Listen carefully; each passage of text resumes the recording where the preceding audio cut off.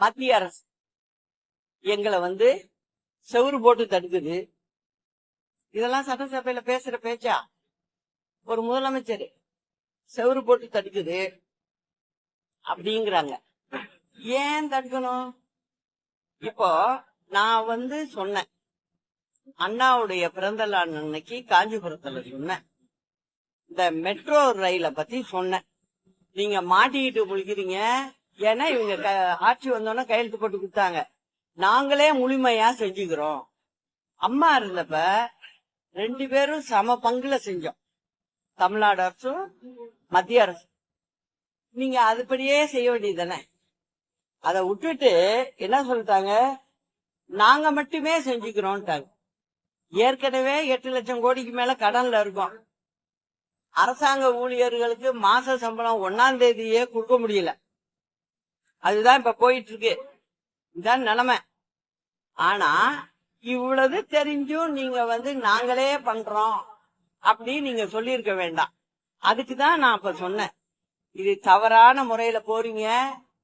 இதுக்கு வட்டி எல்லாம் பாத்தீங்கன்னா எங்கேயோ போவோம். மக்களுக்கான வேலைகளை நம்ம செய்ய முடியாது. ஒழுங்கா இத போய் திரும்ப உட்கார்ந்து பேசுங்க, அவங்ககிட்ட கேளுங்கன்னு.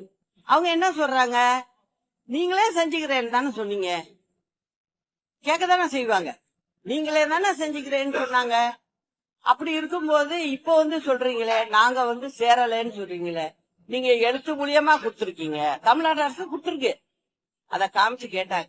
நான் சொன்னேன், இல்லங்க எங்களால முடியாது, நீங்களும் சேர்ந்து செய்யுங்கன்னு சொல்லுங்கன்னு. அதுக்கப்புறம் இவங்க நான் சொல்லி 2-3 நாள்ல போறாங்க. நல்லா கவனிக்கணும்.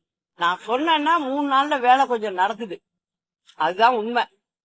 போய் கேட்டாங்க, 36,000 கோடிக்கு அவங்க ஒத்துக்கிட்டு இருக்காங்க. அப்ப நான் என்ன கேக்குறேன், அதே அரசு தானே இப்பயும் இருக்கு.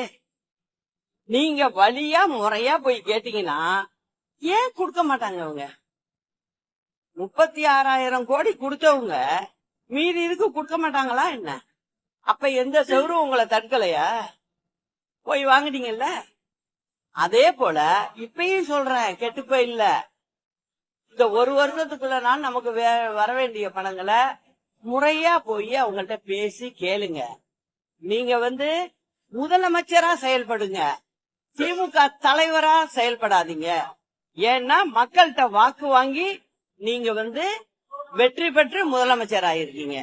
அந்த மக்களுக்கு நீங்க செய்ய வேணுங்கிறப்ப நீங்க போய் கேளுங்க. கேட்டீங்கன்னா நிச்சயம் கொடுப்பாங்க. ஏன்னா இதுக்கு உதாரணமே மெட்ரோவுக்கு கொடுத்திருக்காங்க. அததான் நான் அந்த அரசாங்கத்துக்கு சொல்லிக்கிறேன்.